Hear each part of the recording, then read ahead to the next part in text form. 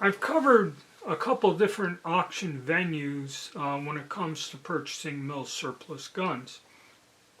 And these are basically through established auction houses or companies that are professional auctioneers.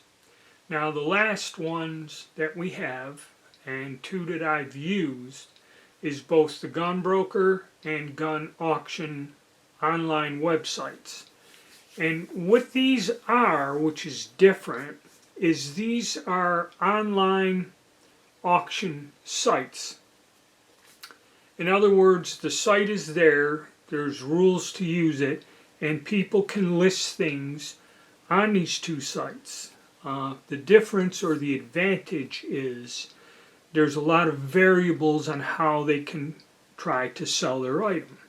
You know, be it just a standard auction, and auctions can run from 4 days to 24 days and even longer. Okay, just stand there.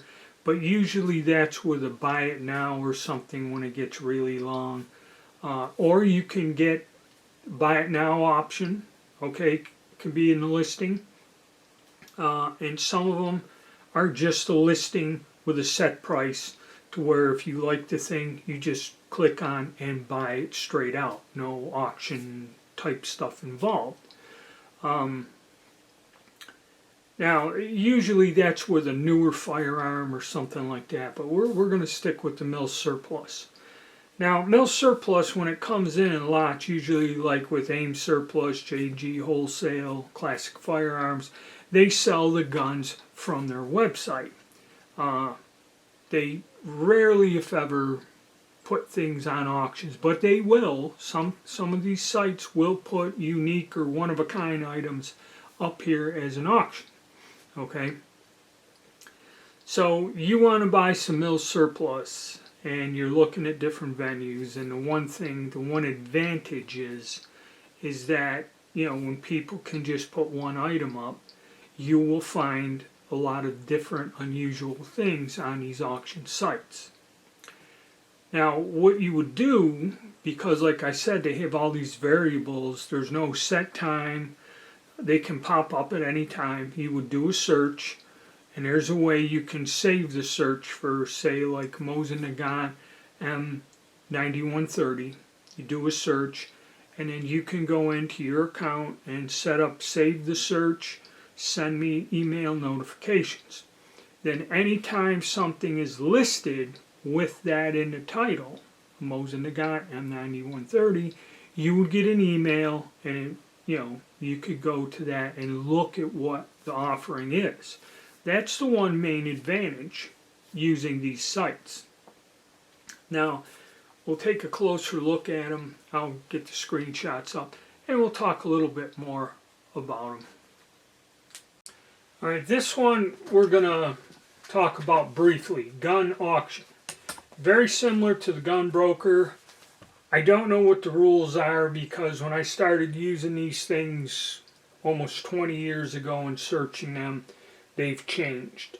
This one, I have not even looked at this site. Somebody mentioned it to me, but like 12 to 15 years ago, I have purchased a few firearms off of this auction site here.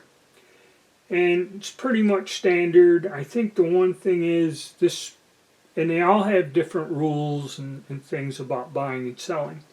And I think this one, you have to give the person 3 days to examine the gun, and they can return it. Okay? I don't know if that has changed or not, but it works the same way. You search, we got it up there, Mosin Nagant, and you got your auctions, 1, 2, and accessories, parts, oil bottles. These here are out of stock, so they're sold. And we'll take a look at an auction, and you get your photos. The thing about these is they allow you now to put a bunch of photos in. It used to be you'd have to link like a photo thing that stored the photos, but now I guess they've gotten to where you can list the stuff up. And there you go. This one you can place a minimum bid, $389, or buy it now for $425. And you got them laid out like this here. So pretty standard venue, you know, and you got your 7 days, so many hours. And you probably can get a listing notification from this. Now, like we have here, a M9130 spike bayonet for $99. Okay, that is a little crazy, and this is the downside to these sites. Is, you know, 20 or 25 bucks you can find a Mosin Nagant spike bayonet. Alright, and that's why a lot of people have a very bad opinion of these sites. And like I said, I don't know much about it, but this is something you can investigate, and it's much like the Gunbroker. We'll go to that site now. Alright, the Gunbroker. In my opinion, there's a lot of useful things on the Gunbroker, but there's a lot of complaints, because if any of you go to Gunboard's forum, you'll see, you know, that there's questions about the, you know, auction itself. There's some rare stuff that comes up, but the Gunbroker tries to be good about warning you. And then there's the thing of, you know, shilling the bids. And what does that mean? That means that somebody is working with the person putting the auction up and driving the bids up. And I've seen like Mosin Nagant 1944 carbine with a folding bayonet go for $1,500, and you know it's not true. So let's go, and I'll show you what I do. Is I have a watch list, and I'll watch the auctions and see how they run. You know, like we have a Verndl here for $950, and that's been sitting there. FR8 for $800. 8890 Austrian for $155, ends in 5 days. Another Ruby, bayonets. And another thing, you can find military, flags, helmets, stuff like that. So it's not just the Milsurp plus guns. Now these auctions are coming up here, and I keep track of them. Now what's useful is you go to ended auctions, and I have all these listings that ended, and we have the Danish 1889/24 Craig antique that sold for $1,400. This I do to keep track of what these things sell for, to get an idea. Okay, I use this as a tool to help me figure out what current prices are. Okay, as we go down through here, and there's Tikia Mosin Nagant M39 went for $600. A Hungarian M9530 short rifle, $285. Okay. Turkish 88 conversion thing, an antique, $295. Those things sold for like $110 at one time. You know, and that way you kind of keep a idea. Now here we have Beretta 84 BB Cheetah 511, and there's my 1922 FN pistol I always wanted. That $850, and that's Nazi marked with a thing, you know, so you get the idea. Now it's useful, it's helpful, and you can find a lot of different things that you're looking for in terms of holes in your collection. But as you can see here, we'll discuss this here in a second. Alright, so as you can see, you know, no matter what you think or feel, you know, some of this stuff is overpriced. Okay, I wouldn't pay the amounts that are being paid here, but obviously someone does. So like it or not, that's just, the point I'm trying to get across is that's just the way it goes. You have to decide for yourself, is any of this worth it? Okay? And a lot of people on my other videos made comments that people buy the guns to flip them and drive the price up and that. So it's a difficult thing to do, but at least using these sites as a tool gives you an idea of what's going on. Now say you go to one of them little tiny auctions, an estate auction or something, and somebody has one of them Norwegian Craigs up for sale, and nobody knows what it is, nobody bids on it, and you can get it for $200-300 or something, Or you can find an FN 1922 pistol and you can pick it up for, $300-400 if it's in good shape. So it that's how you build your expertise as a collector. Okay, instead of just whining and carrying on, if you work at it and get at it, you can look and spend the time, other than just clicking on a button on a website and ordering something. It's actually work to get something that you want at a decent price. And a lot of people say, well, there's no bargains on the Gunbroker, this and that and everything else. But obviously, if the auction is fair, and some of these I know the auction company, I know it is, they're not shilling the bids. Because once these items do sell, you don't see them come back again. Okay, that's another thing. And like I said, Gun Boards Forum, they discuss that all the time. These guns sell for a ridiculous price, and the way this works is if you got somebody doing that and you don't mind losing, well, actually you really don't lose anything. That's the way the rules are. See, this is where the crooked stuff is. Say I put something up there, I got my buddy bid on it. He bids, okay, goes up. It doesn't work. We don't hit the point. He wins the bid. Wait a week or two, then I say, hey, he didn't pay me. He refuses to pay me. And generally it could be the same person with a fake account set up somehow. And usually when you see 0 feedback or 1 feedback, that kind of is how you can read that.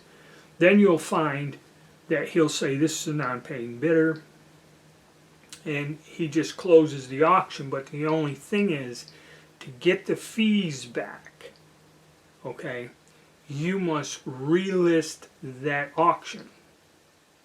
Okay, and then you can just edit it. Say the thing went up to $400, but you want 6. Okay, you can just relist it and put it at $5.95.